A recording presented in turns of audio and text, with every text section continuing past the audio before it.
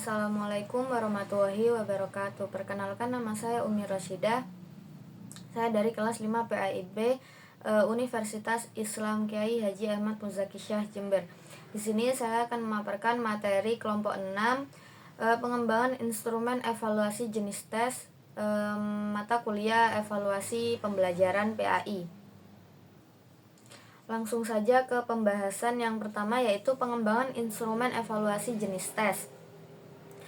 Yang pertama, pengertian tes. Tes secara sederhana dapat diartikan sebagai himpunan pertanyaan yang harus dijawab, pernyataan-pernyataan yang harus dipilih atau ditanggapi, atau tugas-tugas yang harus dilakukan oleh peserta tes dengan tujuan untuk mengukur suatu aspek tertentu dari peserta tes. Dalam kaitan dengan pembelajaran, aspek tersebut adalah indikator pencapaian kompetensi. Tes berasal dari bahasa Perancis, yaitu testum, yang berarti piring untuk menyisihkan logam mulia dari material lain seperti pasir, batu, tanah, dan sebagainya. Kemudian diadopsi dalam psikologi dan pendidikan untuk menjelaskan sebuah instrumen yang dikembangkan untuk dapat melihat dan mengukur dan menemukan peserta tes yang memenuhi kriteria tertentu.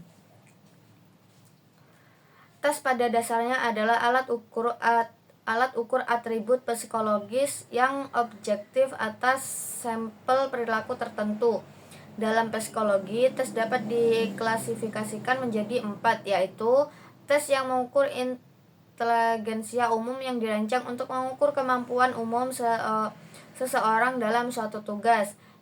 Tes yang mengukur kemampuan khusus atau tes bakat yang dibuat untuk mengungkap kemampuan potensial dalam bidang tertentu. Yang C, tes yang ditunjukkan untuk mengukur prestasi yang digunakan untuk mengungkapkan kemampuan aktual sebagai hasil belajar. Yang D, tes yang mengungkap aspek kepribadian, personality assessment, yang bertujuan mengungkap karakteristik individual subjek dalam aspek yang diukur. Adapun jenis-jenis tes, apabila kita membahas jenis tes, maka kita akan dapat mencermati dalam 5 jenis atau cara pembagian, yaitu pembagian jenis tes berdasarkan tujuan penyelenggaraan. Yang A, tes seleksi. Penentuan jenis, kemampuan, dan tingkat penguasaan pada tes seleksi sepenuhnya tergantung pada kebutuhan dan kemampuan yang dibutuhkan untuk dapat mengikuti kegiatan. Terus, tes penempatan adalah suatu keniscayaan bahwa kemampuan seseorang tidaklah bisa sama. Sekelompok orang barangkali memiliki kemampuan lebih tinggi daripada kelompok lainnya. Yang selanjutnya, tes hasil belajar. Brown 2004 memberikan pengertian tes hasil belajar merupakan a test to see how far students achieve materials addressed in a curriculum with a particular time frame. Hasil belajar yang diungkap lewat tes hasil belajar dapat mengacu pada hasil pengajaran secara keseluruhan pada akhir penyelenggaraan atau pada kurun waktu tertentu. Selanjutnya, tes diagnostik. Secara etimologis, diagnostik diambil dari bahasa Inggris diagnostik. Bentuk kata kerjanya adalah to diagnose, yang artinya to determine the nature of disease from observation of symptoms. Mendiagnosis berarti melakukan observasi terhadap penyakit tertentu sebagai dasar menentukan macam jenis penyakitnya.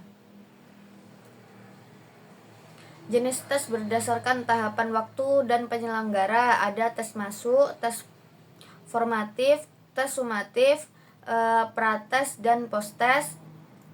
Jenis tes berdasarkan cara mengerjakan. Ada tes tulis, tes lisan, tes unjuk kerja. Dan jenis tes berdasarkan cara penyusunan. Ada tes buatan guru, tes terstandar.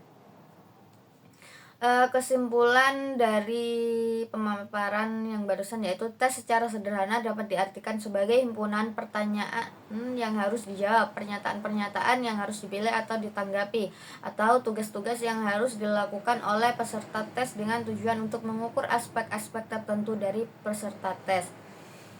Mungkin sekian dari saya. Kurang lebihnya saya mohon maaf. Wassalamualaikum warahmatullahi wabarakatuh.